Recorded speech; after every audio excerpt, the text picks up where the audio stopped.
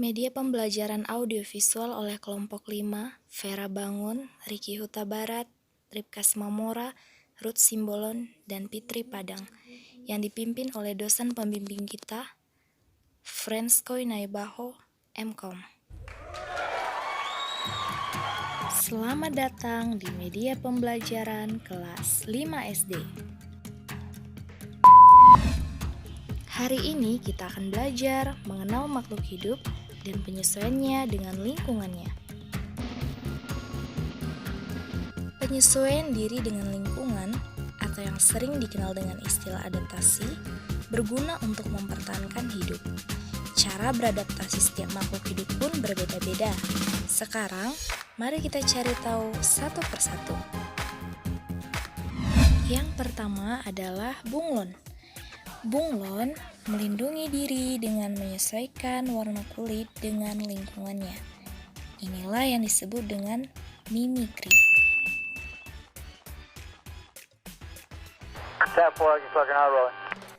Yang kedua adalah cicak. Cicak menyesuaikan diri dengan lingkungannya dengan cara memutuskan ekornya. Inilah yang dinamakan autotomi. Yang ketiga adalah cumi-cumi. Cumi-cumi melindungi diri dari musuhnya dengan cara menyemburkan cairan seperti tinta ke dalam air.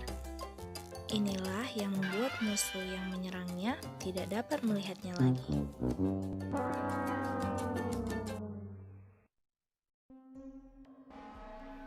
Yang keempat adalah kalajengking. Kalajengking melindungi diri dari musuh dengan menggunakan sengatnya.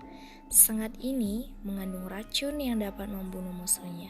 Selain kalajengking, hewan lain yang menggunakan zat racun untuk melindungi diri dari serangan musuh adalah kelabang, lebah, dan ular.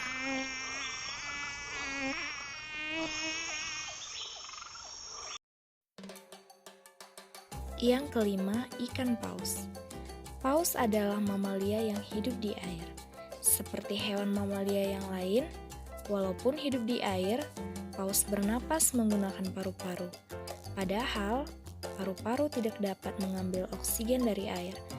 Paus dan semua mamalia yang hidup di air, kurang lebih tiap 30 menit muncul ke permukaan air untuk menghirup oksigen.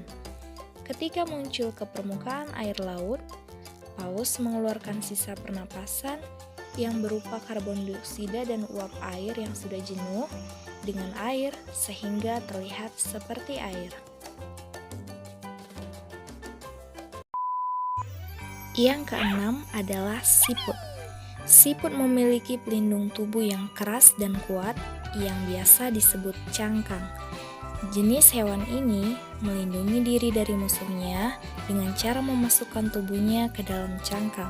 Selain siput, kura-kura dan penyu juga memiliki cangkang yang digunakan sebagai pelindung dirinya.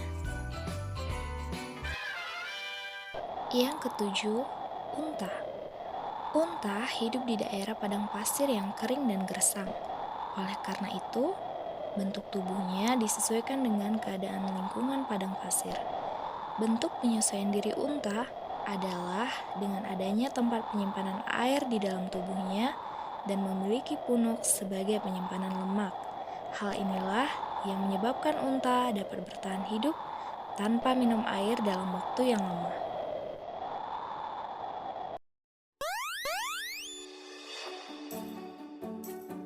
Nah, setelah kita selesai mempelajari materi tadi, kita dapat mengerti dan memahami bagaimana itu hewan atau makhluk hidup menyesuaikan diri dengan lingkungannya dan bagaimana sih hewan dapat melindungi diri dari musuhnya.